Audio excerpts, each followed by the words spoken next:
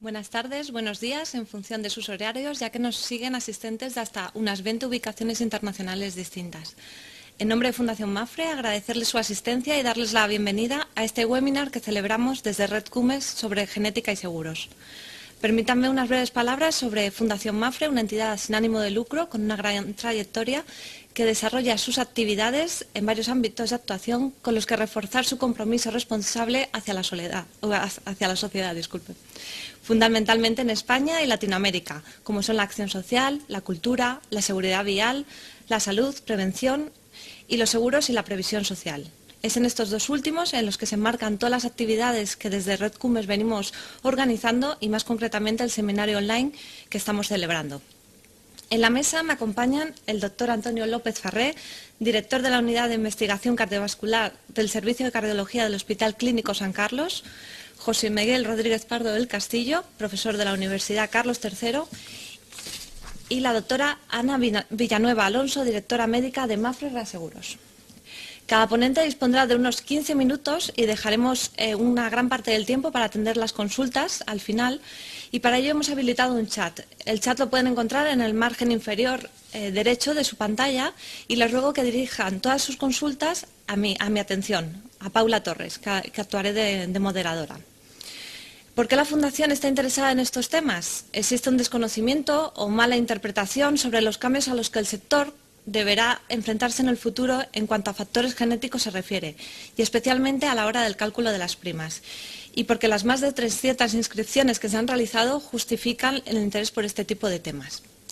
En esta jornada analizaremos los avances genéticos y su incidencia en los seguros, así como quisiéramos abordar los retos a los que se enfrenta la medicina predictiva, la selección de riesgos en los seguros de vida y salud y las implicaciones ético-jurídicas de la obtención y utilización de resultados de pruebas predictivas en la contratación de seguros y los interrogantes que plantea esta cuestión.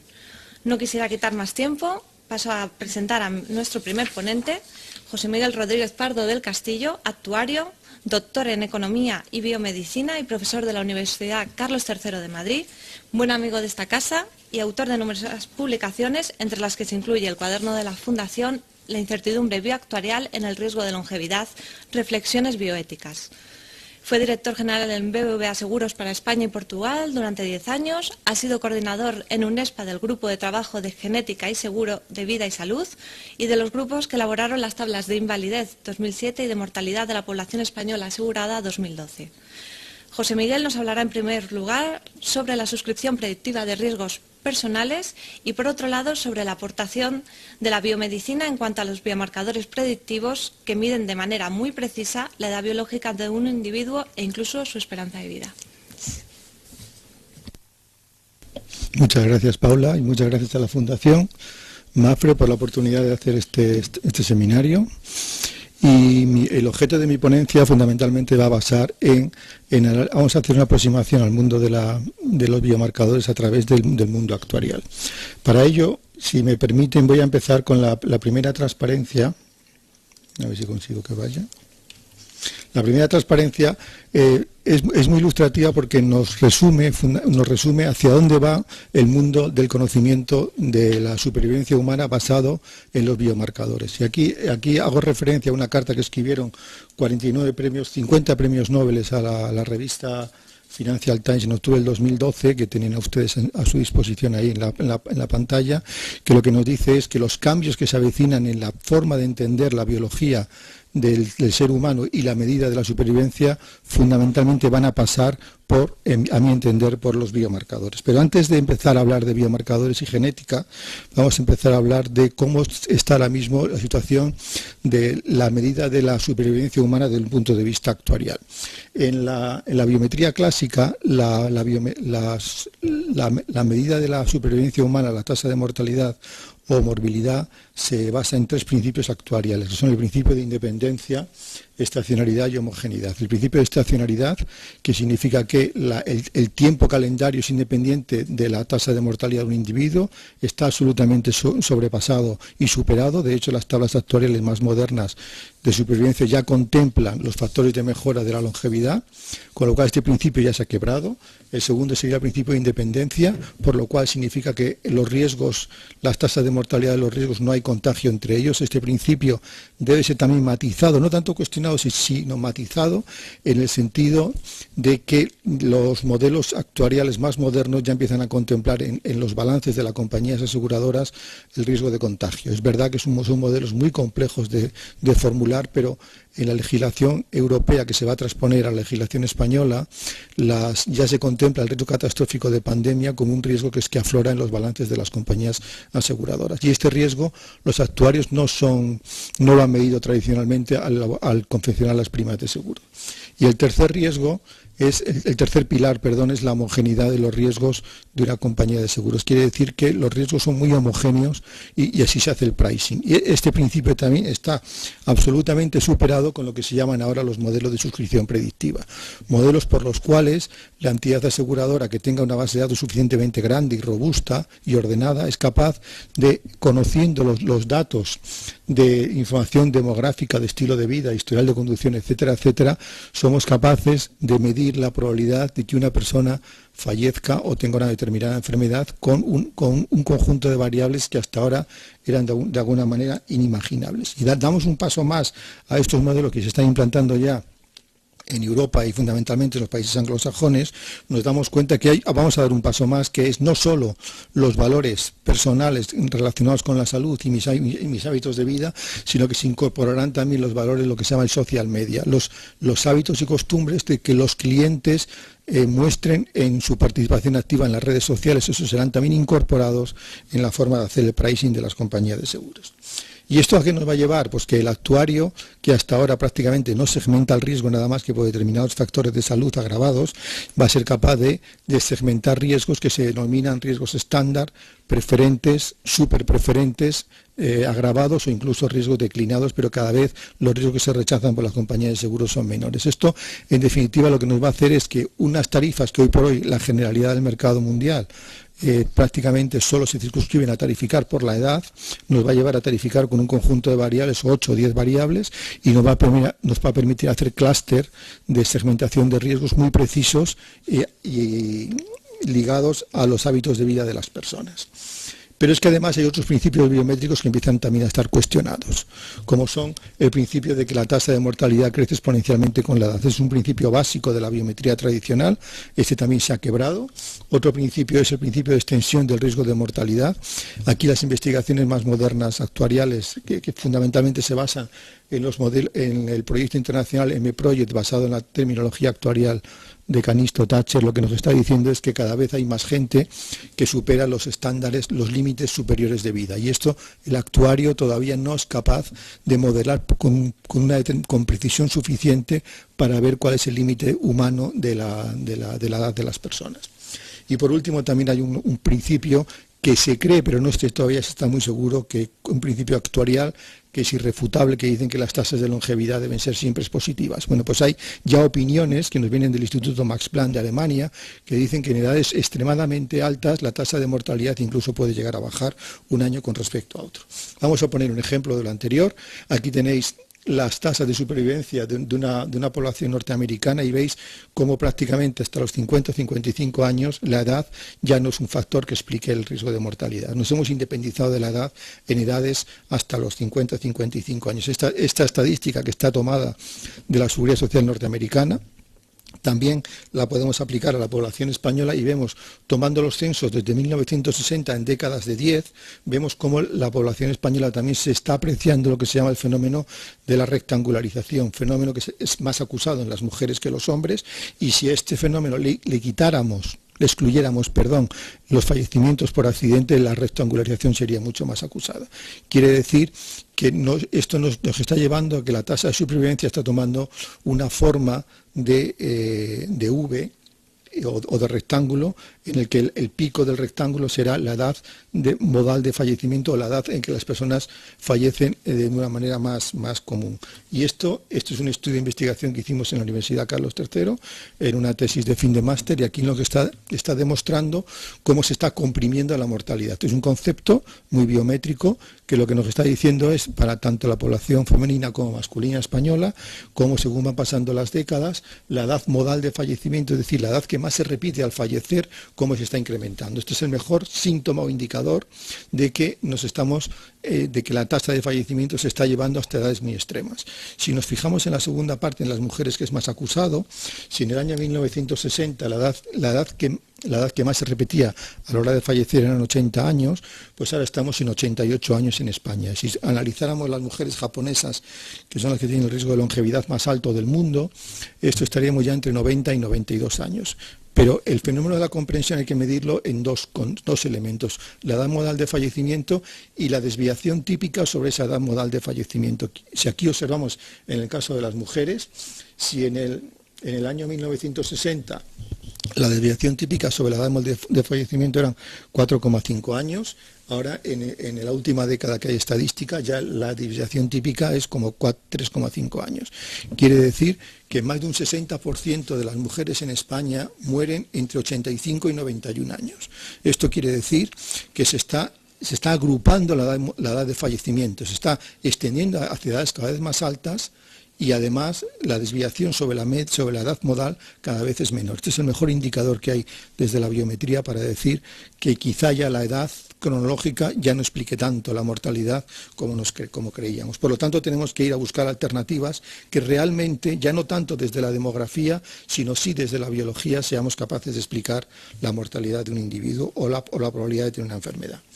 Entonces, ¿cuál es la gran aportación que vamos a cometer en este seminario? Pues la gran aportación es que a lo mejor ya desde la demografía ya no somos capaces de medir bien precisamente las tasas de mortalidad, y sí seremos capaces a través de la biomedicina y biomarcadores, que luego mis dos compañeros que intervendrán después darán datos mucho más precisos de los que voy a dar yo. Y esto es porque es relevante, porque desde el seguro de vida, cuando hacemos un contrato de seguro de salud, siempre como mucho nos basamos en los padecimientos que tiene un individuo, y sobre eso, en determinados cuestionarios de salud, lo que hacemos es ver su pronóstico de vida en base a su historial personal de salud. En algunos casos, no muchos, se incorporan biomarcadores predictivos o marcadores predictivos, como puede ser, de una manera muy sencilla, el índice de masa corporal, que en sí mismo no identifica que tiene una enfermedad, pero sí puede ser una predisposición a tener una enfermedad. Bueno, pues lo que estamos hablando aquí es dar un paso anterior todavía, y es buscando cuáles son las predisposiciones de un individuo, genéticas o no genéticas, para ser susceptible de padecer una enfermedad en el futuro, de una enfermedad que todavía es asintomática y no la ha padecido el cliente. Y aquí lo que estamos hablando es fundamentalmente de historial familiar genético y mi historial genético personal. El profesor Gavrilov de la Universidad de Chicago, que es la mayor autoridad mundial en este tipo de investigaciones, ya considera que el análisis de la genealogía humana nos aporta valores predictivos para determinar mi probabilidad o mi susceptibilidad de padecer determinadas enfermedades en el tiempo. Esto ya se está demostrando, son modelos actuales muy complejos, pero empiezan a dar sus frutos desde un punto de vista académico. Pero lo más importante es que el coste de la secuenciación de un genoma humano, que en el año 2001, cuando se secuenció por primera vez el genoma humano y se presentó ante la administración Clinton, en 2001 costó 100 millones de dólares, ahora ya en enero del 2014 ya cuesta $4.000 secuenciar un genoma humano entero. Y lo que dice en la carrera hacia los $1.000 del genoma humano, se calcula que en el 2015 o 2016 pues ya prácticamente se podrá secuenciar el genoma humano de una persona solo por $1.000. El profesor Patarroyo de Colombia dice muy acertadamente que en el año 2025-30 todos los médicos, cuando abran el ordenador de medicina familiar, tendrán el genoma secuenciado de los pacientes. Y entonces será capaz de analizar desde la genómica la predisposición a padecer determinadas enfermedades o susceptibilidad de padecer morbilidad o incluso el fallecimiento. Otro tema también que es muy relevante: si en la medicina se calcula que hay entre 10.000 y 12.000 enfermedades, se dice desde la ciencia médica, unas 6.000 tienen origen genético.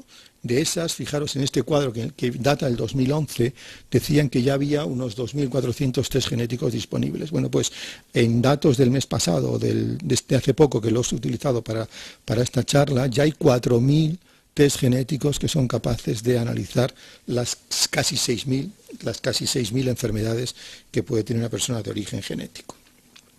Y aquí empezamos ya los elementos de discusión más relevantes en relación con la genética.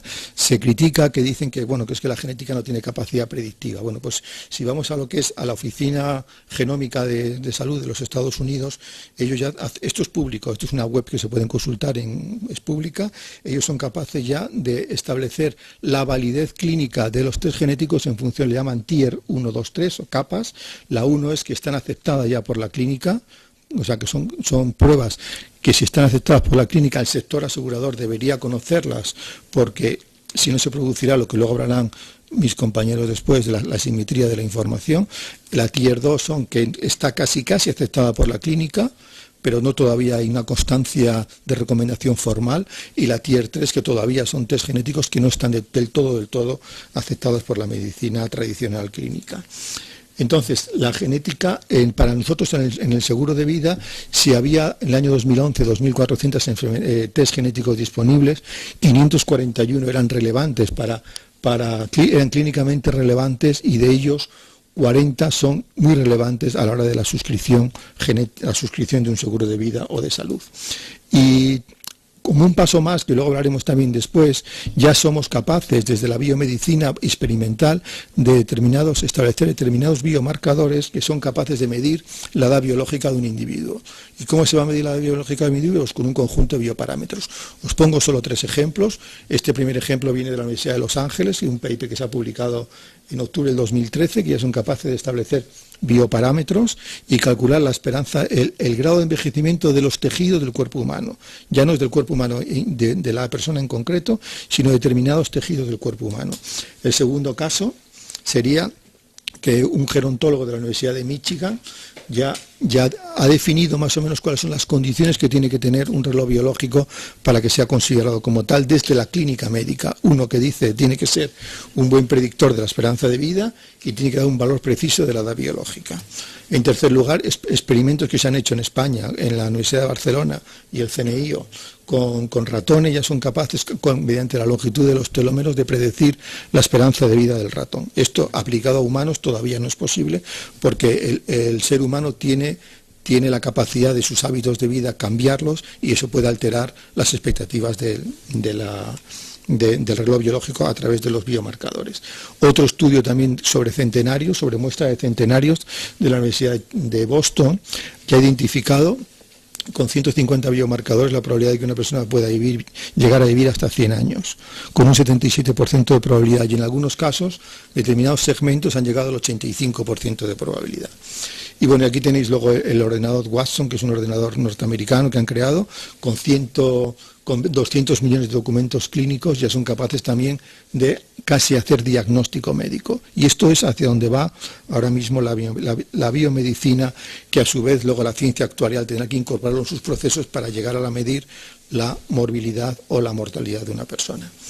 Y aquí, esto lo hablarán ahora también mis compañeros, lo que tenemos que ser capaces de medir la esperanza de vida de personas sobre enfermedades que hoy por hoy son susceptibles de que aparezcan porque tienen predisposición genética, y lo que vamos a son capaces de diagnosticar enfermedades mucho antes de que se produzca la enfermedad, si es que se puede llamar enfermedad a una predisposición genética. Es un tema que lo dejo también para los otros conferenciantes.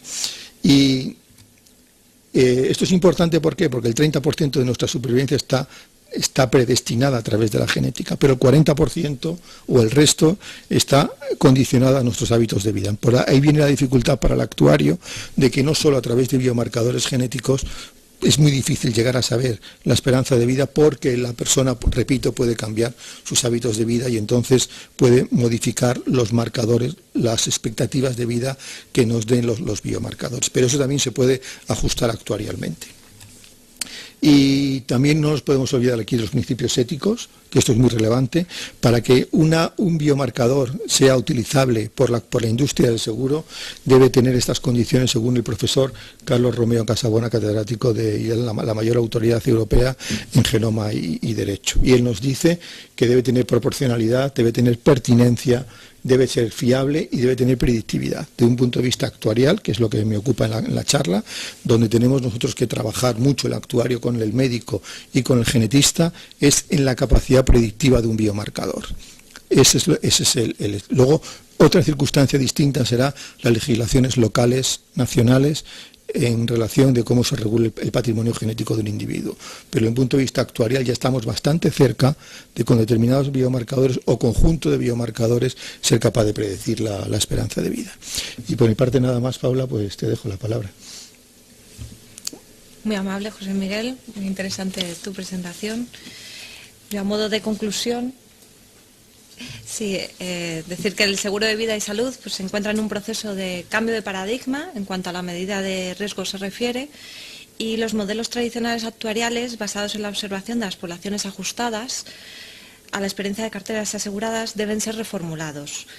Y por otro lado, los continuos avances en el entendimiento del proceso de envejecimiento que nos aporta la biomedicina deberán ser validados desde los postulados éticos de no discriminación. A continuación cedo la palabra al doctor Antonio López Farré, todo un lujo, a quien le agradecemos que comparta su experiencia, conocimiento y tiempo al acudir a nuestra cita, y que nos hablará de la aplicación de la genética a la medicina predictiva y su futuro en el mundo del seguro. El doctor López Farré es director de la Unidad de Investigación Cardiovascular del Servicio de Cardiología del Hospital Clínico San Carlos, doctor en Bioquímica y Biología Molecular por la Universidad Autónoma de Madrid, ejerce como profesor asociado a la Facultad de Medicina de la Universidad Complutense de Madrid y está acreditado por la NECA como profesor titular en Ciencias de la Salud y fue Premio Nacional de Investigación en el año 2002, otorgado por la Real Academia Nacional de Medicina. Bueno, pues buenas tardes o buenos días, depende de dónde se encuentren.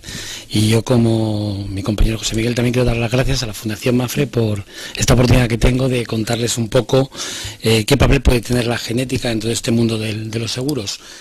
Mi primera diapositiva, si es que soy capaz de pasarla. Aquí. Bueno, simplemente es un poco recordatorio. La medicina realmente nació como una ciencia para curar. Era entonces una medicina sanatoria, podríamos decir. De hecho, hay un proverbio chino muy antiguo que dice: la medicina solo puede curar las enfermedades curables. Hoy en día ese concepto sigue teniendo vigencia. De hecho, nosotros podemos tener una prevención de las enfermedades en varias categorías. Hay una que es secundaria, que es cuando aparece la enfermedad, pero ya la enfermedad está presente. Se puede intentar reducir su progresión, sería una prevención. Y luego la sanación, cuando ya esa enfermedad progresa y hay un evento agudo, viene un tumor o viene un infarto de miocardio, también hay un tratamiento para intentar que esa enfermedad no sea letal y que además no se vuelva a repetir.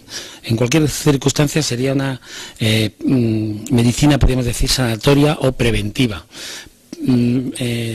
Realmente hay muchos biomarcadores para conocer estos estadios y bueno, yo he puesto aquí algún ejemplo que voy a pasar muy rápidamente porque no es el objetivo de esta charla.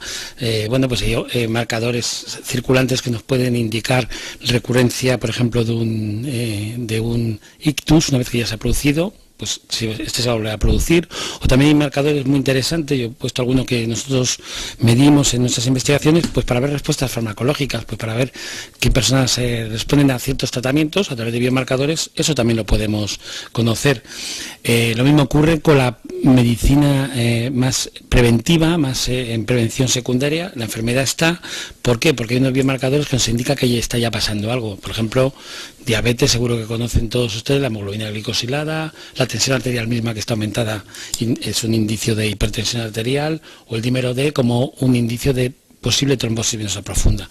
Pero ahí ya está la enfermedad, ahí ya lo que podemos hacer es tratarla para intentar que esta no progrese, pero la enfermedad está. Y yo creo, como bien ha dicho José Miguel, que el mundo del seguro y el mundo de la biomedicina en general lo que intenta es prever que eso no ocurra y sobre todo conocer el riesgo que una persona puede tener de sufrir una enfermedad para intentar adelantarse a que ésta aparezca.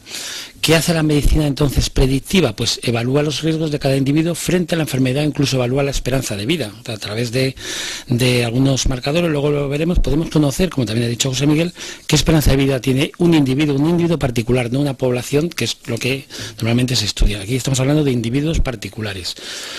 Y para ello tenemos que poder valorar ese riesgo y conocerlo de alguna manera. Para conocer eso tenemos ahora una herramienta nueva relativamente y muy útil, que es la genética. En la genética está marcado todo aquello que vamos a ser y que vamos a sufrir, desde el color de nuestro pelo y de nuestros ojos hasta qué enfermedades genéticamente o en nuestro código genético está marcado que en algún momento de esta vida podríamos llegar a sufrir o a padecer.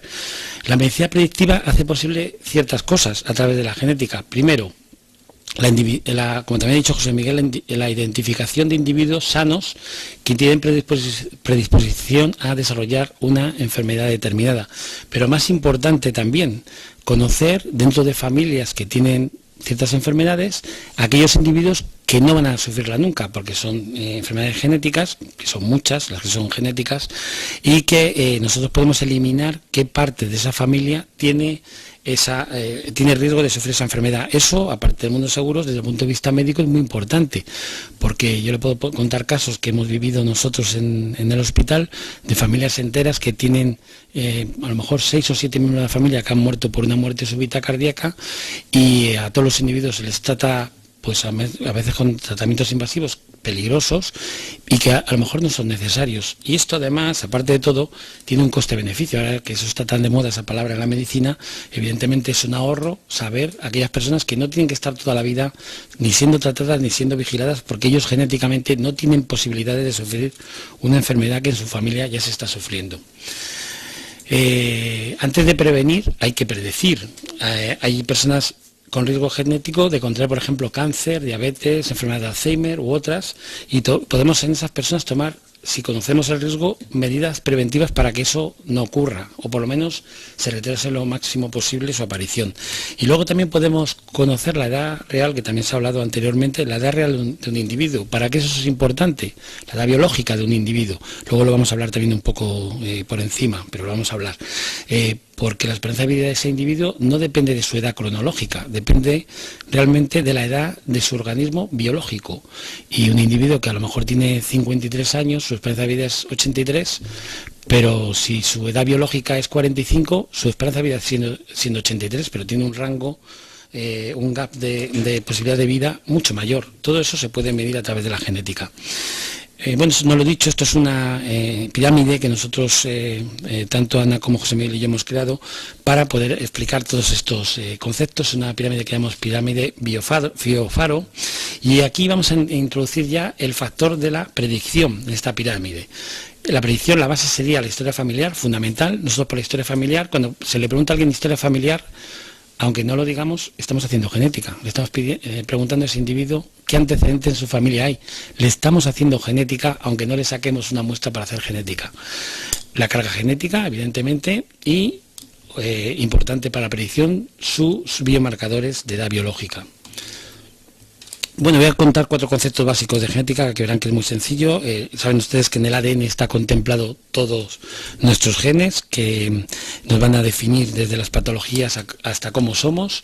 Esos genes están codificados o tienen una serie de letras, que es el abecedario de los genes, que son adenina, timina, guanina, citosina. Esas palabrejas, que son nucleótidos desde el punto de vista científico, el orden de esos nucleótidos nos van a identificar que un gen sea normal o anormal. Y el cambio, simplemente en ese orden, el cambio de un único de esas letras, por ejemplo aquí en este ejemplo que les he puesto, el cambio de una C por una G, ese pequeño cambio puede hacer que un individuo pase de un estado fisiológico a un estado patológico. El mejor ejemplo mí me gusta poner este ejemplo. Esto es una mosca que se llama la Drosophila melanogaster, la mosca del vinagre, que es donde se estudia toda la evolución genética, siempre se estudia en esta mosca. Decir, bueno, la mosca está muy alejada del humano, solamente 2 millones de nucleótidos, nada más, eso es muy poco. Ten en cuenta que el ADN, si estudiamos el ADN de un individuo, podemos ir y volver a la Luna 7 veces, 2 millones de nucleótidos no es nada. Pues esta mosca, que tiene aquí unas alas normales, un único cambio en una única letra del ADN que marca cómo tienen que ser las alas, la ha convertido en unas alas que se llaman aberrantes, que no pueden volar y que van a marcar la poca vida que va a tener esta mosca. Un único cambio, por eso es tan importante conocer la genética, porque un único cambio te puede marcar que una persona esté sana a que pueda tener un alto riesgo de sufrir una patología. ¿Qué podemos hacer con la medicina predictiva de la genética? Muchas cosas, podemos predecir muchas cosas: diabetes mellitus, hipoacusia, cáncer, síndrome metabólico, Alzheimer, nutrigenética, esperanza de vida biológica, muchas cosas. Bueno, yo les voy a contar algunas muy por encima. Por ejemplo, la muerte súbita cardíaca, que tan de moda está por el tema de los deportistas que en televisión, en directo, aquí en España lo hemos sufrido. Pues, ¿qué es eso? Pues es una muerte inesperada de un sujeto que aparentemente es sano y que no tiene ninguna patología cardiológica, y que cuando ha hecho ejercicio o una hora después de hacer ejercicio, su corazón se ha parado y ha fallecido. Bueno, aquí es una foto de todas las muertes súbitas que ha habido en los últimos 5 años en el mundo, en deportistas profesionales. Y hay un concepto muy importante de la muerte súbita cardíaca. Cuando es en gente joven, normalmente se deben a arritmias ventriculares y que normalmente tienen, bueno, normalmente no, siempre tienen una herencia genética, y de hecho hoy se conoce que el tener en la familia a alguien que haya muerto de una muerte súbita cardíaca por arritmia ventricular o tenga alguna patología simplemente asociadas a estas arritmias, él ya tiene per se 2,5 veces más riesgo de sufrirlas y, por tanto, de encontrarse ante una muerte súbita cardíaca. Bueno, la muerte súbita cardíaca es un concepto generalizado, en realidad está compuesto por muchas patologías, yo no voy a entrar en ello ahora mismo, pero son patologías, cuando es gente joven, asociadas a arritmias ventriculares. Normalmente se vienen en 2 circunstancias o causas. Una son, el corazón es una pila, emite electricidad para contraerse, pues una de las causas fundamentales es que esa electricidad no se pueda emitir porque haya, vamos a decir, un cortocircuito, y eso normalmente se llama canalopatía. La electricidad se genera a través de una serie de intercambios de iones por canales iónicos que pueden estar alterados genéticamente. Y luego, por temas estructurales, el corazón es un músculo que se contrae y la estructura del corazón también genéticamente puede estar alterada. Le voy a poner un ejemplo para que entiendan lo importante que es esto. Hay un síndrome que se llama el síndrome de cutelargo, la onda T es este piquito que ven ustedes ahí, y en nuestro cardiograma, bueno, hay muchos tipos de cutelargo, más frecuentes el 1, 2 y el 3, yo no voy a entrar mucho en ellos, simplemente decirles por qué es tan importante conocer qué tipo de cutelargo tiene la persona, porque el tratamiento es diferente y su esperanza o probabilidad de muerte haciendo ejercicio es diferente. El de tipo 1, que es la base esta T muy ancha, no se puede hacer ejercicio. El de tipo 2, normalmente la muerte ocurre por un susto. Morirse de un susto existe. De hecho, a estos pacientes hay que quitarles el despertador, la tele y una serie de medidas cerca de donde duermen, porque se pueden asustar y morir. Y el cutelargo de tipo 3, pues normalmente ocurren durmiendo, es en reposo la muerte.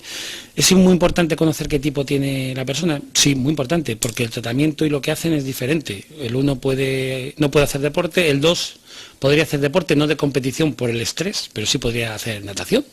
No de competición, pero sí como ejercicio físico, y el 3 probablemente podría hacer cualquier ejercicio porque el riesgo de muerte es durmiendo, como he dicho antes.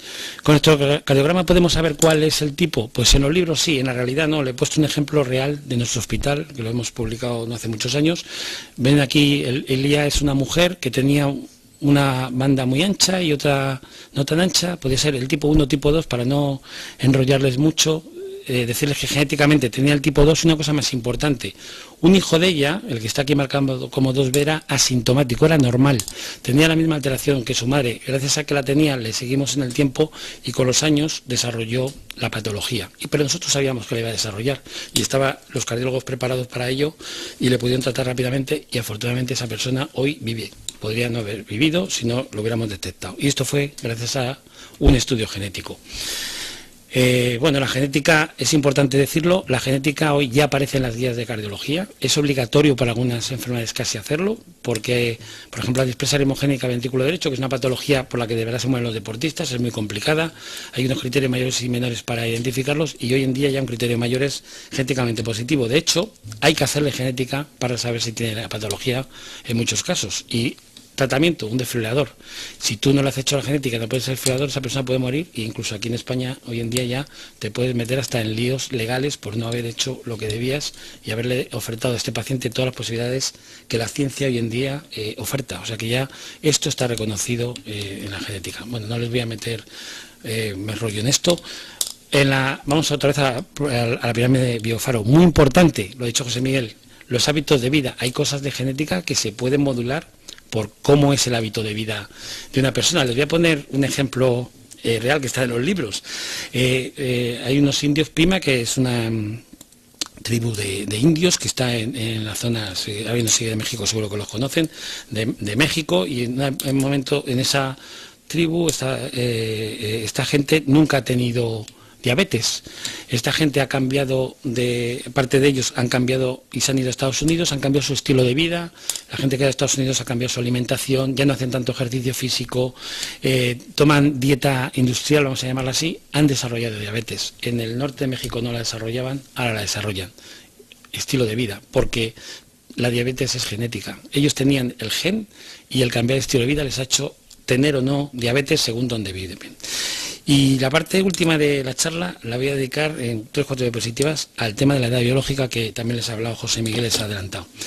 El envejecer es un proceso biológico que todos lo sufrimos y al que tenemos que estar preparados, y que el ambiente ayuda a que eso se genere y se incluso progrese más rápidamente. El ambiente lo que hace normalmente es dañar a las células para que mueran antes.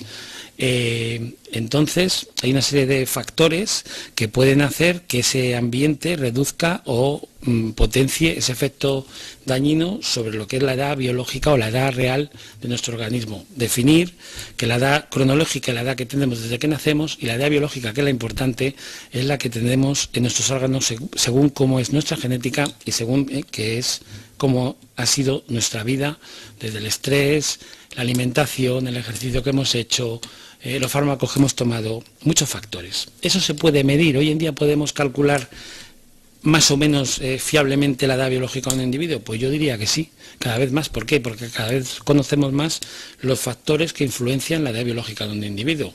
La edad de los vasos sanguíneos se pueden determinar genéticamente. El grado de estrés oxidativo que tenemos, del estrés radicales libres, lo habrán oído, igual que hay pomadas y cremas para tratar las arrugas que son radicales libres, en el organismo, en nuestro interior también se generan, se pueden medir cómo el organismo tiene capacidad de defenderse ante eso, la inflamación, los telómeros que ha dicho José Miguel, todos estos factores juntos, porque un único marcador solo yo entiendo que no es válido, es un conjunto de biomarcadores, por eso yo critico mucho solo medir los telómeros, hay que medir más biomarcadores, junto con una buena encuesta de cuál ha sido la vida de un individuo, nos puede indicar con un algoritmo que también hemos creado y ahora estamos validando, cuál es la edad biológica de ese individuo. Bueno, esto es un poco lo que sale en los algoritmos, a través de unos serie de colores nosotros marcamos la edad biológica de un individuo, hacemos una buena encuesta de estilo de vida, medimos una serie de marcadores y con una fórmula le decimos la edad que tiene. Y esto es un poco algunos resultados que podemos obtener con esta calculadora. Sabemos la edad cronológica, en este caso es un individuo de 56 años, tiene una esperanza de vida adicional de 27, ¿por qué? Porque es un varón y sabemos que aquí, al menos en España, su esperanza de vida es 83, pues le quedan 27, teóricamente, de vivir. Pero la edad biológica de este individuo que se ha cuidado, ha hecho ejercicio, come adecuadamente, etcétera, le ha dado 37 años, si encima lo corregimos por la edad biológica de una serie de factores y biomarcadores, le ha dado 35, es decir, él tiene una esperanza de vida real de su organismo no de 83, sino de 91 años. Y encima, a través de esta fórmula, podemos saber que este individuo, por una serie de variables, que ahora no vienen al caso, puede incluso recuperar 4 años más. Esto es la edad biológica y esto hoy en día se puede medir. La genética, bueno, yo voy a adelantar ya en las 3 últimas diapositivas 3 cosas que van a ocurrir. El debate está ahí, lo ha dicho José Miguel también. El debate de saber si eso es discriminación o no es discriminación, saber si hay que dar la información a todos los familiares o no. Todo eso es un debate que está ahí en la calle y que luego seguramente va a salir. Simplemente decirlos es la realidad. El gobierno británico, esto lo encontré el otro día, el gobierno británico aprobó varias medidas que permiten a las compañías de seguros solicitar información genética a ciudadanos cuando son primas de muy alto riesgo. Pero eso ya está ahí y alguna gente lo está pidiendo. No sé si es muy legal o no, yo no soy un experto en esto, luego lo dirá José Miguel, pero ahí está la noticia, ¿no? Y además algo importante, si una persona tiene un diagnóstico genético desfavorable, puede beneficiarse tanto el asegurado como el asegurador, aunque las pólizas no serían ya de un riesgo puro. ¿Por qué? Porque podríamos hacer un seguro de ahorro para intentar recuperar su inversión en el momento que necesite una serie de cuidados médicos.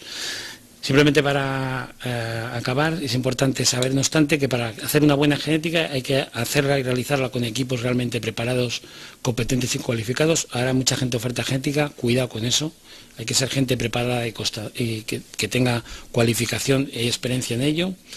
Deben ser diseñados con fines siempre predictivos, no ser usados como discriminación, eso es obvio, y es muy importante la educación de los profesionales. A veces los profesionales dicen, la genética no vale para nada. No, sí vale, pero es que como tú no la conoces, es más fácil negar la evidencia y decir no vale que ponerse a estudiar e intentar entenderlo. Eso es una cosa que nosotros enfrentamos día a día, pero que poco a poco esa barrera se va venciendo. Y muchas gracias una vez más a la Fundación Mapfre, y espero no haberme pasado del tiempo. Muchas gracias. Perdón porque he corrido un poco. Muchísimas gracias por tu excelente exposición.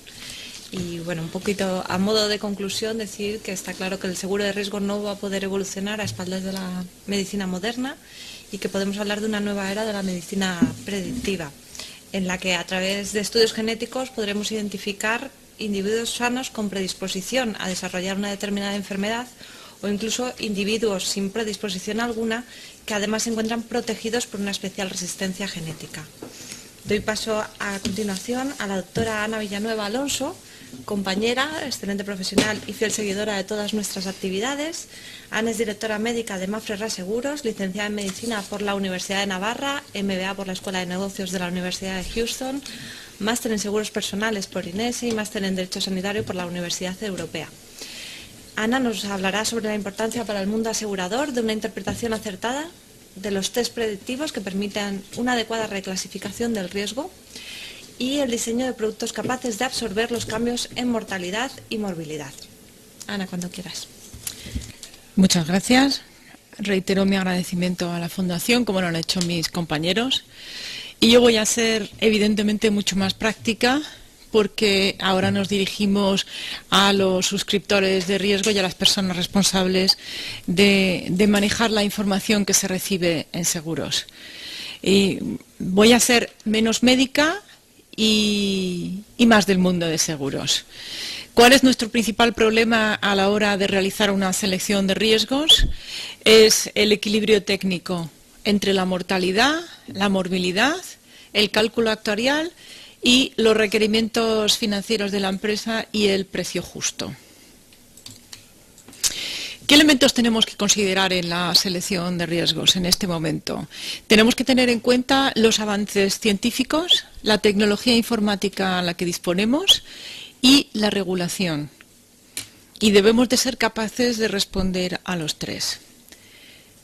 ¿Qué consideramos dentro de la selección de riesgos y qué es lo que más nos empuja a tener en cuenta sobre todo los avances científicos y los que nos proporciona la tecnología? Tenemos un balance entre la relación del coste de lo que nosotros queremos saber y la información que vamos a obtener.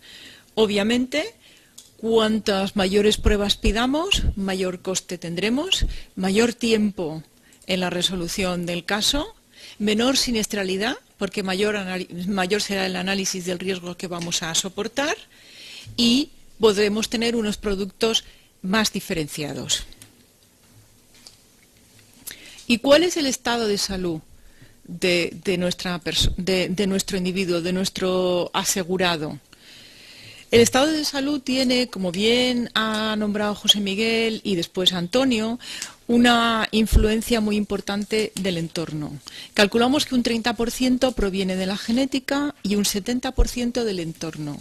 Y de este 70% es muy importante, el 40% corresponde al individuo. Quiere decir que el 40% va a corresponder a su estilo de vida. Vamos a tener una serie de factores externos, aparte de los factores internos que supone la genética. Un 5% del entorno, porque obviamente no es lo mismo vivir en el Polo Norte que en la sabana, que en el sur, que en el trópico, en una zona endémica, en una zona de mar, en una zona de montaña. Esto va a tener una influencia sobre nuestra salud. El tipo de sanidad, no todo el mundo tiene acceso a la misma sanidad, no todo el mundo ha tenido vacunaciones, no todo el mundo tiene un sistema público en el que se puede realizar el control de las enfermedades. Y el nivel social. Afortunadamente o desafortunadamente, el nivel social del asegurado va a permitirle tener una concienciación mayor de cuál es su estado de salud y de conocer cuál puede ser su predisposición o sus factores de riesgo. ¿Cuál es nuestro proceso de selección de riesgos? Tradicionalmente siempre hemos buscado el averiguar cuál es el estado de salud del asegurado a través de un cuestionario de salud con una serie de preguntas de las cuales nosotros podemos extraer la información fundamental de cuáles han sido las enfermedades que ha padecido, de si tiene previstas unas intervenciones a futuro, qué enfermedades se han padecido en su familia, qué enfermedades ha sido diagnosticado, qué pruebas técnicas, qué pruebas diagnósticas puede que le vayan a practicar, un examen médico que corrobora el contenido de esas preguntas, un análisis de sangre que nos va a permitir analizar parámetros entre los cuales van a estar estos biomarcadores que llevamos toda la tarde nombrando, y unas pruebas adicionales en caso de que los capitales que solicitemos sean elevados. Esto es en el seguro de vida. En el seguro de salud podemos o no tener parte de lo que hemos nombrado hasta ahora. La mayoría de los seguros de salud tienen un cuestionario de salud donde se pregunta cuál es el estado del individuo para conocer a qué nos enfrentamos. En algunos casos podemos llegar a solicitar algún tipo de examen médico o análisis para completar esta información. Por lo tanto, en cualquier tipo de seguro vamos a buscar el conocer cuál es el estado de salud del individuo para conocer el riesgo al que me enfrento y poner un precio a ese riesgo. Y ahora entramos de lleno en cómo podemos averiguar ese estado de salud del individuo con unos parámetros objetivos. Hemos hablado ya anteriormente, lo han hecho tanto Antonio como José Miguel, sobre los biomarcadores. Dos tipos de biomarcadores, dos tipos claros. Biomarcadores no genéticos o moleculares y biomarcadores genéticos. Los biomarcadores no genéticos requieren que el proceso biológico haya comenzado, aunque yo no lo haya visto. Y tenemos varios ejemplos que utilizamos actualmente en el mercado. Por ejemplo, la hemoglobina glicosilada. Si un individuo se presenta con una glucosa elevada, el siguiente parámetro que tenemos para evaluar en el momento si es o no una diabetes es la hemoglobina glicosilada. Por lo tanto, es un biomarcador molecular que nosotros ya utilizamos. No lo hemos denominado nunca biomarcador, pero ha estado ahí. Nos ha costado mucho introducir la hemoglobina glicosilada, pero nos ha permitido que con un coste muy bajo, podamos hacer una determinación inmediata. Glucosa elevada, hemoglobina glicosilada alterada, diabetes. Otra cosa será ver si es diabetes tipo 1 o diabetes tipo 2, pero ya sabemos que es un riesgo que antes no podíamos simplemente con saber que tenía la glucosa elevada. ¿Por qué? Podía ser una elevación transitoria, podía ser una diabetes, podía ser un hecho puntual. Ahora mismo podemos corroborar esa situación con otro nuevo parámetro, que es la hemoglobina glicosilada. Lo mismo ocurre con el HDL, con la presión arterial o con las respuestas a fármacos, como había hablado Antonio con la aspirina. Y nos encontramos con los biomarcadores genéticos, que son los que dan un mayor valor predictivo para los individuos sanos, porque esto quiere decir que no tiene por qué tener ningún proceso biológico de manifiesto para indicarnos que ese riesgo existe. Los biomarcadores no genéticos, no voy a repetir las características que ya ha nombrado José Miguel en su charla, pero sí vamos a decir que se producen por tejidos, por órganos y por células circulantes y vasos sanguíneos. Y nos van a permitir demostrar 3 estados: un estado de salud, un pronóstico y una evolución. Mientras que los biomarcadores genéticos nos van a permitir determinar a qué tipo de enfermedad nos enfrentamos. 3 tipos de variaciones genéticas. Una en las que solamente varía un gen, que son las monogénicas. Son aquellas que nos van a permitir conocer mejor cuál es el riesgo, puesto que solo se altera un gen. Las cromosómicas, en las que se altera el cromosoma X o el cromosoma Y, y los poligénicos, es decir, los que no solo interviene la parte genética, sino el entorno. Aquellos que tienen 2 variables, que son multifactoriales, que no solo dependen de nuestro genoma. Por lo tanto, son menos controlables. Quiere decir que yo puedo tener una diabetes, puedo llevar el gen de la diabetes, pero puedo no tener otros factores predisponentes que hagan que esto se ponga de manifiesto. Por lo tanto, va a ser mucho más difícil el predecir que porque tenga ese gen tenga que desarrollar la enfermedad.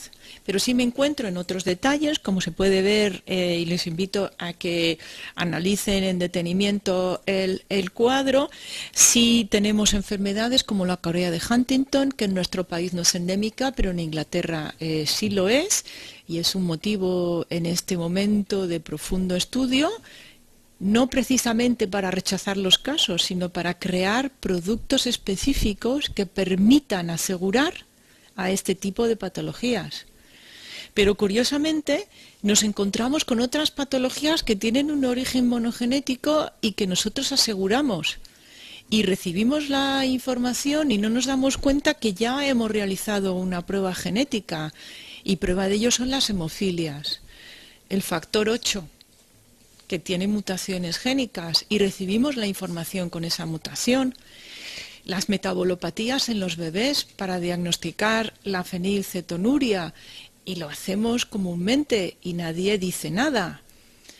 ¿Qué otra? La fibrosis quística, enfermedades que se transmiten de padres a hijos, que en el momento que se ponen de manifiesto en un padre, es la propia seguridad social, es el propio médico quien invita al resto de la familia a hacerse el test para conocer si tienen o no tienen la enfermedad.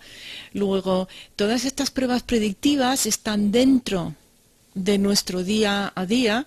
Lo que ocurre es que no las llamamos por su nombre. Igualmente que el síndrome de Down, el síndrome de Turner o el Klinefelter.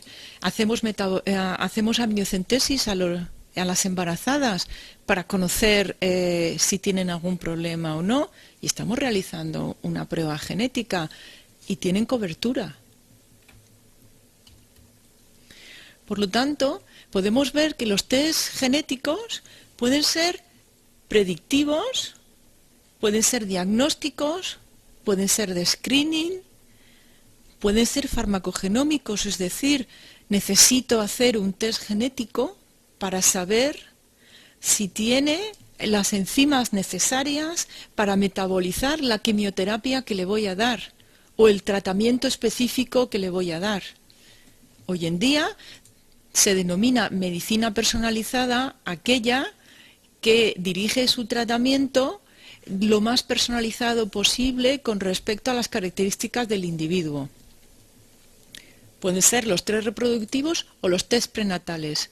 Por lo tanto, no estamos hablando de decirle a la persona, tú vas a tener todo esto. No, tenemos un paquete de test, un paquete de pruebas que nos van a permitir determinar cuál es el estado de salud actual o el posible estado de salud en un futuro, siempre y cuando tengamos en consideración el esquema anterior de lo que es una enfermedad monogenética o una enfermedad multifactorial. Por lo tanto, los test predictivos, ¿qué es lo que hacen? Corroborar la presencia de una enfermedad familiar, evaluar el riesgo a futuro o estratificar el riesgo ya existente. Y tanto Antonio como José Miguel han nombrado la pirámide sobre la que nosotros hemos trabajado y donde tenemos que tener muy en cuenta que lo que estamos midiendo en general es un riesgo básico, una respuesta clínica al tratamiento o un estadio de la enfermedad, pero que en el otro lado de la pirámide siempre han aparecido los hábitos de vida. Es decir, esa parte que nosotros hablábamos del 70% que corresponde al estado de salud del individuo, 30% genética, 70% individuo. No estamos hablando de conocer el genoma para decirle este es su código de barras, usted va a tener todas estas enfermedades y por lo tanto no es candidato al seguro. No, estamos hablando en este momento de que disponemos de una información que nos va a permitir conocer el estado de salud más real del individuo y predecir su riesgo. Predecir su riesgo predecir qué situaciones futuras va a tener. ¿Para qué? Para poder prepararle un producto lo más ajustado a su situación, con un precio justo y competitivo. ¿Cuáles son las conclusiones en los test predictivos? Lo más importante, la interpretación de la información. Da igual que sea una póliza de vida, una póliza de salud, una póliza de dependencia, una póliza de enfermedades graves. Necesitamos comprender la información. En este momento nos encontramos que cuando el asegurado nos presenta la información médica, nos presenta una información que nosotros no hemos pedido. Hay una asimetría en la información. Ellos conocen mucho más su enfermedad que nosotros. ¿Por qué? Porque nosotros no hemos adaptado todos esos avances científicos a nuestro cuestionario. No hemos incorporado. Es verdad que en muchos casos tenemos la legislación que nos impide preguntar una serie de cosas. Es verdad que los avances científicos han ido más a prisa que las tablas de mortalidad. Es verdad que tenemos que comprender y asimilar la presencia clínica de esta información, pero es que nuestro cliente ya la tiene. Por lo tanto, nosotros tenemos que aprender a entender esta información. No estamos hablando de que vamos a pedirle esta prueba genética para aceptarle o rechazarle o sobreprimarle. No, estamos hablando en definitiva de estratificar el riesgo, de entender si esta persona tiene más o menos riesgo, que ya no es el tradicional, tiene una diabetes con estas características o tiene un tumor con estas características. Los tumores en este momento vienen con definición genética, con receptores, con enzimas para la metabolización de los tratamientos. Por lo tanto, lo que nosotros necesitamos entender es cómo calificar este riesgo, cómo mejorar las coberturas para poder dar cabida a toda esta información y cómo valorar mejor el siniestro con la información que hemos recibido. ¿Qué nos ocurre en este momento? Que las decisiones que tomemos con esta asimetría de la información, con este aluvión de información que reciben nuestros clientes, nuestra decisión en un momento dado puede tener implicaciones legales, puede tener consecuencias de las que nosotros no somos conscientes porque no tenemos la misma cantidad de información y además necesitamos de unas pautas y criterios a seguir para poder interpretar adecuadamente esta información dentro del mundo de los seguros. Y dándoles las gracias, quería con esta diapositiva ver cuál es la dualidad que tenemos en este momento. La persona que se rompe la pierna, que no tiene nada que ver con la genética porque ha tenido un accidente, ni con los factores de riesgo, ni con la predisposición, y lo que tenemos en el otro lado es un cromosoma que está malito. Hemos sido capaces de determinar en qué lugar del cromosoma tenemos el problema y lo que vamos a hacer es darle medicación para que se mejore esa parte del cromosoma y desaparezca el riesgo, el problema o la patología a futuro que pueda tener. Muchas gracias. Muchas gracias, Ana, por tu exposición. A modo de conclusión, decir que los nuevos avances científicos han contribuido a un mejor conocimiento de las enfermedades y a un diagnóstico cada vez más precoz, y resulta muy necesario que el mundo asegurador sea capaz de integrar, de interpretar este aluvión de información que están proporcionando estos avances científicos.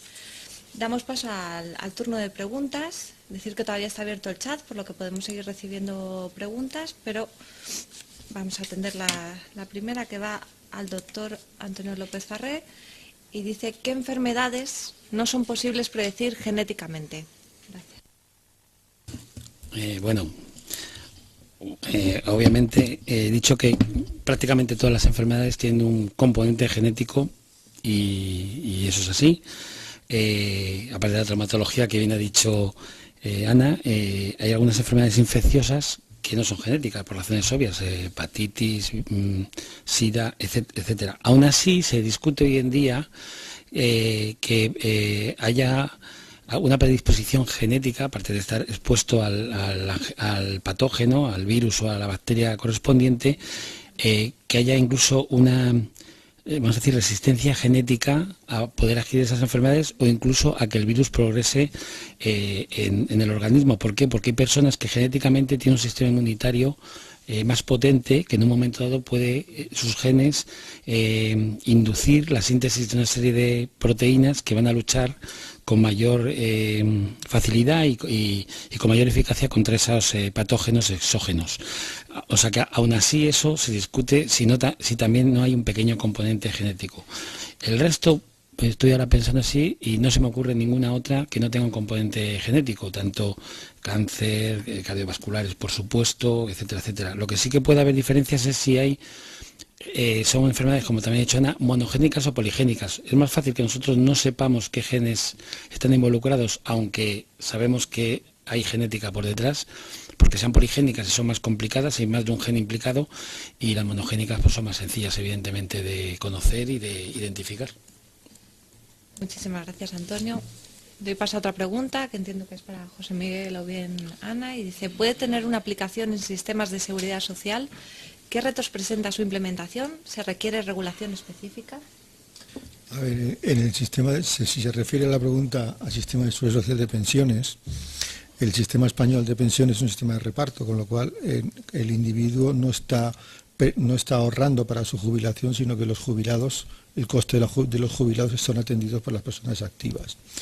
Es verdad que ya empieza a haber aproximación del propio gobierno español. El año pasado modificó la ley de la seguridad social y a partir de no sé si este año o el año que viene ya, el salario pensionable estará basado en la esperanza de vida en el momento en que la persona se jubila, con lo cual ya empieza por primera vez a ligarse la cuantía de la pensión a la esperanza de vida. Por otro lado, hasta el 2027, creo recordar, también en España una legislación del año 2011, se está posponiendo la edad de jubilación hasta los 67 años. Recientemente el gobierno australiano ha propuesto ya la jubilación hasta los 70 años y el primer ministro sueco ha dicho que había que hacerlo hasta a los 75 años. Bueno, esas son iniciativas que están lanzando algunos gobiernos occidentales, pero también es muy relevante una opinión del profesor de demografía Van Boppel del Max Planck de Alemania, que dice que la jubilación, la edad de jubilación debería establecerse como 17 años menos de la esperanza de vida de un individuo. Bueno, pues eso se entiende, de esa manera el sistema de pensiones sería sostenible en el tiempo. ¿Qué quiere decir esto? Que en la medida que vayamos conociendo, si algún día se pudiera, como ha dicho el profesor López Farré, individualizar tanto, al que yo creo que sí, la esperanza de vida mediante edad biológica, quizá en algún futuro también esto pudiera ser aplicado a los salarios pensionables públicos, pero hoy por hoy todavía estamos muy lejos de esto. Muchas gracias, José Miguel. Doy paso a otra pregunta. Dice: si quiero tomar un seguro que cubra riesgos personales y llego con una prueba genética, ¿la prima sería más baja que si no la llevo?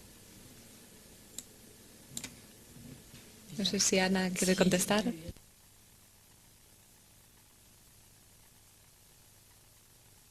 Perdón, sí. No es que la prima sea más baja, es que puede que no te apliquen la misma sobreprima. Si llevas la prueba genética, ¿por qué la llevas? ¿Porque has tenido una enfermedad ya? ¿Tienes un cáncer de mama con BRCA1 y 2, con receptores hormonales? Es decir, ¿llevas nombre y apellidos en el problema que has tenido? ¿O te has hecho una prueba genética por otro motivo? Normalmente la estratificación del riesgo quiere decir una mejora. La prima es la que es. Si no tienes ninguna enfermedad, no te la voy a variar. Y si la tienes, puedo mejorarte la sobreprima. Puedo mejorar ese porcentaje de extramortalidad que tienes por tener esa enfermedad. En caso de que hubiera distintos tipos de productos, como ha nombrado José Miguel, los preferenciales, es un modelo americano que no está tan extendido en nuestra sociedad, en la que la prima es más barata si tienes un estado de salud excelente. En este caso podría llegar a ser, podría llegar a ser, pero insisto, la prueba genética la llevas por algo, sobre todo si es una monogenética. No te voy a dar un preferencial porque no lleves uno de los genes que están involucrados en la diabetes. Esto no tendría ningún sentido. Pero tampoco tendría ningún sentido hacerte una rebaja porque no tengas el corea de Huntington con la hemofilia. Tendrías la mortalidad de tu tabla, la que se aplica en tu prima, pero serían los factores de riesgo y tu estilo de vida los que realmente te darían ese caso, esa definición de preferencial. Muchas gracias, Ana. Voy a dar paso a otra pregunta que dice: ¿existen en España laboratorios para marcadores genéticos? ¿Coste? ¿Merece la pena para la comercialización masiva del seguro de vida? No sé si José Miguel quiere contestar o... Está mejor Antonio conteste esa pregunta. Claro que existen ya laboratorios que te miden la genética, pero es importante conocer quién está detrás de esos laboratorios, eso es lo primero, y segundo, el coste. El coste, hay una leyenda extendida que la genética es muy cara. Bueno, yo ante eso siempre digo lo mismo. Primero se hace una vez en la vida, que es caro no en salud, se hace una vez en la vida. Y segundo, no es cara. Hay laboratorios que, con todos mis respetos, quizá lo han hecho caros pues porque cobran unos costes muy elevados, pues porque tiene mucho personal o por X factor, ¿no? Realmente un estudio genético muy bueno de una patología no puede pasar mucho más allá de entre 300 y 400 euros, más o menos, mucho más allá. Hombre, hay algunos más complejos y tal, hay excepciones obviamente, mucho más allá hay que sospechar que quizá están cobrando más de lo debido. Y sí hay algunos laboratorios en España buenos para hacer genética, en España y en otros sitios del mundo, evidentemente. Ana, sí. Yo además añadiría que me gustaría recordar un hecho que me ha ocurrido con otra serie de pruebas. ¿Cuánto costaba un escáner hace 15 años, 15, 20 años? Costaba mucho. ¿Cuánto costaba una resonancia magnética? ¿Por qué? Bueno, pues porque costaba que la industria aseguradora entrara a aceptar este tipo de pruebas diagnósticas. En el momento que se generalizó su uso, su precio bajó. Estoy de acuerdo con Antonio que hay algunos laboratorios que han dado un sobreprecio a estos test genéticos. Como estos test genéticos son muy caros, las compañías de seguros no pueden introducirlo dentro de sus coberturas. Como las compañías de seguros, que son los prescriptores masivos, en caso del sector privado no lo hacen, el precio no baja y entramos en un círculo cerrado. Si este tipo de pruebas estuviera más extendido y generalizado, su precio sería mucho más barato y la introducción, la comercialización masiva, como es en la pregunta, dentro de no solo el seguro de vida, sino los seguros de salud, sería posible, factible, y yo creo que es el futuro al que nos dirigimos. Antonio quería... Sí, bueno, he dicho, aquellos que valgan más de 300 o 400 euros, sospechar. También sospechen ustedes de aquellos que valen 60 y 90 euros. También existen también, existen. Cuidado, esos normalmente, en general, tienen su truco. acuerdo, de otra pregunta, están entrando muchísimas. Todas aquellas que se queden sin responder, trataremos de darle respuesta en estos días en Red Cumes. A ver, buenas tardes. ¿Cómo se enfrentan los seguros a la realidad que comentaba José Miguel Rodríguez, de que en unos años el médico de atención primaria conocerá el genoma de cada individuo y que, por tanto, probablemente nos demos cuenta de que todos los ciudadanos tenemos una probabilidad elevada de padecer una enfermedad determinada?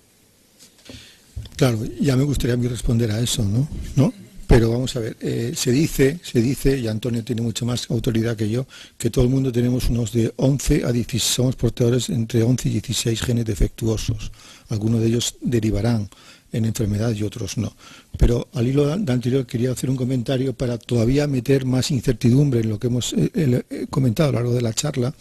El otro día leí que hay institutos de fertilidad que están proponiendo que en el momento que los test genéticos, que la secuenciación del genoma, que ahora está en $4.000, llegue a 1.000, el Instituto de Fertilidad dice: yo con 8 embriones soy capaz de buscar el embrión perfecto, libre de cualquier tipo de enfermedad, pero no de los padres, sino de que sobre un catálogo genético ver que el niño sea casi perfecto. Esto ya, que técnicamente, otra cosa es que la ley no lo permita, pero técnicamente ya, y por coste, lo que decía antes Antonio, por coste sea asumible, estaríamos hablando ya de la búsqueda de la perfección genética.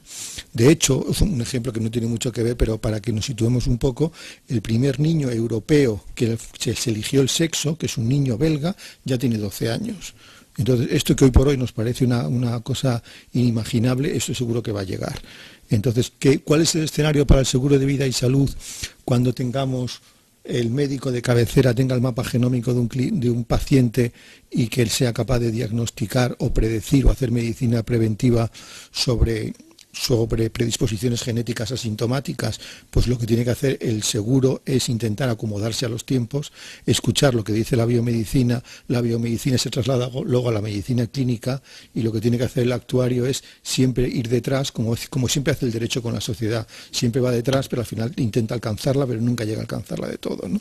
Lo que tendríamos que hacer es guías y protocolos de suscripción de riesgos que estén siempre alineados a la velocidad del desarrollo científico y de la práctica clínica. Sí, Ana, por favor. A mí me gustaría añadir que, y vuelvo a insistir, en el estilo de vida, que puedes tener ese genoma perfecto, pero si fumas te estás exponiendo a riesgo. Si bebes te estás exponiendo al riesgo.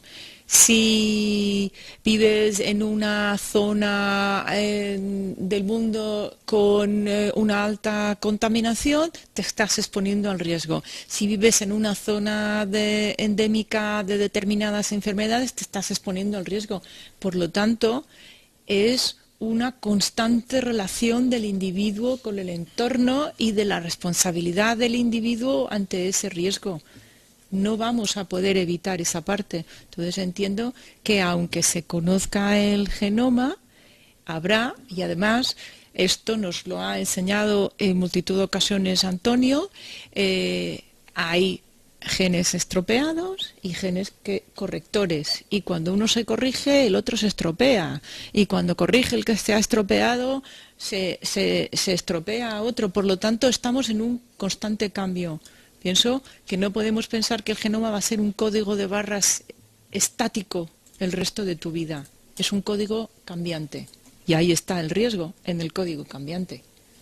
Yo, si me permites, Paula, Sí. por cerrar y por continuar, esto dentro de unos años no hablaremos de genoma, hablaremos del epigenoma. Y esto Antonio es un gran experto en esto y además nos está siempre alineando hacia ese tipo de investigación. Lo importante no es la genética en lo referente a lo que nos ocupa el seguro, sino la epigenética. Y eso, si quieres, Antonio, pues comenta un poco, porque eso sí que realmente es lo que decía Ana, es cómo se interrelaciona nuestro gen con el medio ambiente, con el exterior, ¿no? Bueno, pues sí, 2 palabritas. Epigenética, que es como dice José Miguel y Ana, cómo el ambiente afecta que un gen se exprese o no, que un gen tenga importancia en ti o no. Tú puedes tener una alteración genética y simplemente ser un portador de ella, que la transmites, pero en ti a lo mejor la enfermedad no ocurre nunca. Y eso está lleno de casos todos los días, ¿verdad? Entonces, ¿qué es la epigenética? Pues es cómo el medio ambiente afecta a la expresión de un gen, y eso se puede empezar a medir. ¿Por qué? Pues esos factores ambientales, los fármacos, el estrés, los alimentos que tomamos, etcétera, en las zonas que regulan que un gen se exprese o no, hacen unos cambios químicos que se llaman acetilaciones, metilaciones, son cambios químicos que hoy en día se empiezan a poder medir, y eso es la epigenética. Y siempre yo intento decir que ahora estamos hablando del código genético de una persona, pero en realidad, para ser ciertos, tendríamos que hablar del código epigenético de esa persona, y que eso va a llegar. Otra pregunta dice, les ruego un comentario sobre la vertiente legal y ética del uso de información genética en la selección de riesgos. También sobre cómo considerar los rangos de incertidumbre. A ver, el tema legal. El tema legal es absolutamente complejo porque además no hay una unidad de criterio en los diferentes países donde se ha intentado regular. Hay países que consideran que se puede pedir libremente cualquier tipo de información genética a efectos de contratar un seguro. Hay países como España, por ejemplo, que lo prohíbe expresamente por el Convenio de Oviedo, y hay países que han llegado a lo que se llama el concordato o las moratorias, como Inglaterra, creo que es Alemania y Australia. O sea que no hay una respuesta unívoca a cuál tiene que ser la postura. El Consejo de Europa lleva trabajando en un Green Paper para que sea aprobado por el Consejo de Ministros, que se espera que sea este año o el año que viene, que intenta regular de una manera global europea cuál tiene que ser las consideraciones a efectos del seguro de la información del patrimonio genético de un individuo. Este Consejo de Europa, este comité, que está presidido por el profesor Carlos Romeo, que hemos comentado antes, en el cual hemos participado los tres en un grupo de trabajo en la Universidad de Deusto, más o menos va por la siguiente idea. Es decir, mientras usted no tenga capacidad suficientemente predictiva, pues no debe utilizar un test genético. Es verdad que hoy por hoy, como comentaban antes los compañeros Antonio y Ana, que en las enfermedades poligénicas, pues la capacidad predictiva no es del todo muy precisa, y más teniendo en cuenta porque intervienen muchos genes y luego cómo interactúa también el ambiente y me puede hacer modificar o no. Pero la cuestión con lo que hemos tratado a lo largo de esta charla es que esto va a tal velocidad que la capacidad predictiva cada vez es mayor. Y entonces ahí, en el propio Consejo de Europa, se ha definido un criterio que le llaman el criterio de justicia actuarial. Quiere decir que es el principio de equidad del principio de equidad y de información que nos hablaba antes Ana. Si el asegurador se encuentra siempre ante una desventaja en términos de información a la hora de contratar un seguro, hasta el seguro podría desaparecer, porque entonces la propensión a asegurarse sería siempre de las personas que tienen una predisposición genética negativa en términos de esperanza de vida o de morbilidad. Es un tema absolutamente complejo, no hay una respuesta uniforme por parte de los estados, y yo lo que creo es que la ciencia va a sobrepasar absolutamente a la legislación. Otra cosa es que por supuesto que hay que respetar y reservar los derechos del patrimonio genético del individuo y que nunca puede ser objeto de discriminación. Y esto también es un elemento de discusión, si tarificar y considerar el patrimonio genético es una situación discriminante o no. El Tratado de Lisboa, que es España en este caso lo tiene suscrito, dice que no se puede discriminar a nadie por razón de su genética. Y es uno de los ocho casuísticas, al igual que puede ser el género y la raza, la religión, de los que son absolutamente prohibidos de discriminar, ¿no? Pero por eso el debate es muy complejo, es absolutamente complejo, y por eso el sector asegurador necesita guías de actuación y protocolos de actuación, porque si no se puede meter en un lío que no sabe ni cómo salir, e incluso haciéndolo de buena fe. Solo puntualizaría una cosa, y es que cuando se habla de discriminación en el área de seguros, nosotros estamos hablando de estratificar el riesgo. No estamos diciendo tú sí, tú no. Estamos evaluando cuál es la situación de cada individuo. Muy diferente es al concepto social de discriminación, que lleva una connotación total y absolutamente negativa. Creo que es importante esta distinción. Antonio quería ampliar. Sí, yo precisamente Muy de acuerdo con lo que dice Ana y José Miguel, además me viene muy bien lo que ha dicho Ana. Hoy en día con la genética podemos estratificar el riesgo, porque una persona tiene una alteración genética en el BRCA, que tiene que ver con el cáncer de mama y ovario, ¿no? O tiene una alteración genética en un canal de esos que les he dicho de la muerte súbita, y tiene una alteración genética. Bueno, pues no es lo mismo el tipo y dónde tenga esa alteración genética. Por ejemplo, los canales de iones del corazón, no es lo mismo que tenga alteración en una zona que esté justo en el polo del canal, por donde van a pasar los iones, que en una región un poco más lejana. Y eso se llama la patogenicidad genética, que es en el fondo el riesgo de tener la enfermedad dependiendo de donde tenga la alteración, es decir, estratificación genética. Y yo estoy muy de acuerdo con lo que dice Ana y José Miguel, que la estratificación es fundamental. No podemos decir, tiene una alteración genética y hay que aplicarle tal prima. El conocimiento científico ya va más allá, y eso habrá que aplicarlo en los seguros. Otra pregunta para los ponentes.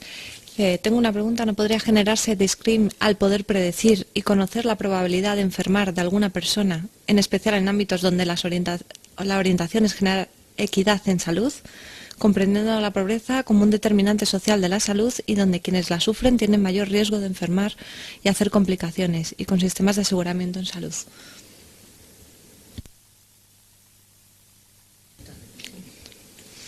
A ver si quieres la repito. Es un factor de... Está hablando de que aplicar las pruebas genéticas en un entorno de pobreza. Sí, eso parece. Lo repito si quieres. No podría generarse discrimen al poder predecir y conocer. ¿Podría generarse? Discriminación. Sí. Al poder predecir y conocer la probabilidad de enfermar de alguna persona, en especial en ámbitos donde la orientación es generar equidad en salud. Comprendiendo a la pobreza. Vamos a como ver, determinante. sí. Es que parece que las pruebas genéticas solo fueran en contra. No, lo que estamos viendo es al revés, van a favor. Si nosotros somos capaces de determinar qué gen evita esta enfermedad, ¿para qué vamos a dar un paquete de medicamentos que no sirve para nada porque lo que está alterado es el gen? Habría que cambiar la estructura de tratamiento. Entonces, no es que la genética vaya en contra o no se pueda utilizar en en entornos de pobreza. Creo que al revés. Creo que una vez que entendamos cuál es el proceso y que vuelvo a mi cuadro discriminatorio de enfermedades monogénicas o multifactoriales, solamente podré saber aquellas que son monogénicas y buscar su tratamiento. Las que son multifactoriales, el entorno de pobreza tiene un componente socioeconómico y político muy importante que está por encima de las pruebas genéticas. No podemos, ese entorno desafortunadamente no lo podemos variar con un tratamiento. Pero mi respuesta sería que es absolutamente positivo, que es todo lo contrario. Igual que se han ido introduciendo vacunas, pues se introducirían tratamientos o test diagnósticos que servirían para mejorar el tratamiento. Muchas gracias, Ana. Sí, yo quería añadir, si suponemos por ejemplo un escenario que se pudiera pedir historia familiar para hacer un seguro de vida, por ejemplo, o de salud, y viene una persona que su familia tiene 7 personas que han tenido, viene una persona, una mujer, y que en su familia tiene, familia directa, 7 mujeres más que han tenido un cáncer de mama. Tú, si no sabes nada más, le vas a aplicar ahí una prima de riesgo alto. ¿Pero por qué? Si tú le haces un estudio genético y ves que no tiene alteración genética, esa persona se está beneficiando de la genética para su prima, por ejemplo. Ya no te quiero decir para el seguimiento de su enfermedad probable, que en su caso no existe. La cantidad de pruebas que hay que estar haciéndola constantemente, seguimiento, etcétera, etcétera. Yo me he ido al cáncer, pero yo me dedico mucho a la cardiología, yo lo vivo. Niños que se les ponen desfibriladores que no lo necesitan porque en su familia, y conozco una familia en concreto, hay 8 muertes con menos de 20 años. Pues por prevención se les pone un desfibrilador. Si a esa persona se le hace un estudio genético, no lo necesita. Le pone un desfibrilador, tiene su riesgo de muerte también. O sea, es un riesgo alto, y luego aparte que no es muy agradable tener un desfibrilador de por vida, que te tienes que estar vigilando, etcétera, etcétera. Y lo mismo entiendo que se puede aplicar para el seguro. ¿Por qué te ha aplicado una prima? Porque en tu familia tengas estos antecedentes si tú no tienes esa alteración. ¿Pero por qué? Entonces la genética vale también, como bien dice Ana, para quitar gastos a gente que no lo necesita. Muchas gracias, Antonio. Vamos con la penúltima pregunta, porque por tiempo nos encantaría atender todas las preguntas, pero es imposible. Dice, ¿qué capital exigiría Solvencia II a una tarifa calculada con métodos genéticos? No sé si José Miguel quiere... Bueno, esa pregunta es complicadísima. A ver, vamos a pensar. A ver, en teoría, a ver, si un seguro se ha calculado con métodos genéticos o no genéticos, con biomarcadores, soy mucho más preciso en la determinación de la prima. Al ser mucho más preciso en la determinación de la prima, mi probabilidad de que se me desvíe el riesgo es menor, con lo cual tengo menos necesidad de consumo de capital en la medida que yo tengo mucho mejor medido el riesgo. O sea, así a bote pronto, pero la pregunta no es fácil, ¿eh? Pero en definitiva lo que me está dando la genética es mayor precisión en la valoración del riesgo. A mayor precisión, menor desviación sobre la media. Y a menor desviación sobre la media, menos necesidad de capital. Como conclusión, menos capital. Y gracias por la pregunta, ¿eh? Gracias a ti por contestar, que no era fácil. Y vamos por la última pregunta. Dice, la tasa de mortalidad no se basa en la edad, como podemos a través de biomédica predecir las edades de fallecimiento de un individuo. Disculpad porque la tasa de mortalidad no se basa en la edad. ¿Cómo podemos a través de la biomedicina, cómo podemos predecir las edades de fallecimiento de un individuo? A ver, la tasa de mortalidad, lo que hemos dicho es que hasta en un país desarrollado razonablemente, por debajo de 50 años, mi opinión es que la edad ya no es tan relevante como lo era hace 40.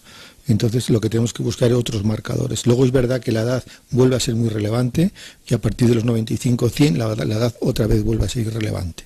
Entonces, por debajo de los 50 años no da igual utilizar la edad. La pregunta tiene dos connotaciones. Es la edad cronológica a efecto del seguro, podríamos empezar a prescindir de ella si el seguro terminara su vencimiento por debajo de los 50 años. Yo, mi opinión, y así que puede ser muy agresivo, es que podemos obviarla. Ahora, ¿cómo podemos predecir la edad biológica de un individuo y como consecuentemente la esperanza de vida? Pues lo hemos tratado antes con lo que ha expuesto el profesor López Farré, ¿no? A través de un algoritmo vital que incluya biomarcadores de longevidad. Que eso no es fácil porque hay que medirlos, hay que contrastarlos y hay que elegir qué son los mejores biomarcadores que expliquen mi grado de envejecimiento biológico y luego combinarlo con los factores de estilos de vida con una encuesta que sea capaz sobre valores poblacionales, encuesta de estilos de vida con un conjunto de batería de preguntas que seamos capaces de predecir cuáles son las variaciones de esperanza de vida sobre la media poblacional. Entonces los biomarcadores con bioparámetros de longevidad más combinado con la esperanza de vida podemos determinar el algoritmo vital. Eso sin ninguna duda, y en eso estamos empeñados en trabajar y llevamos trabajando un año y yo creo que dentro de poco tendremos algún tipo de solución interesante.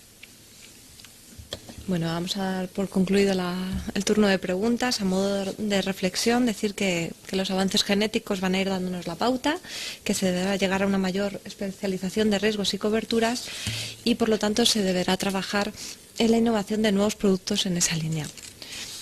Quisiera agradecer a los ponentes la claridad de sus excelentes exposiciones y su colaboración, que ha conseguido generar el interés de un gran número de asistentes, que a su vez han hecho infinidad de preguntas, que se quedan muchas en el tintero y que trataremos de dar respuesta a través de Red Cumes.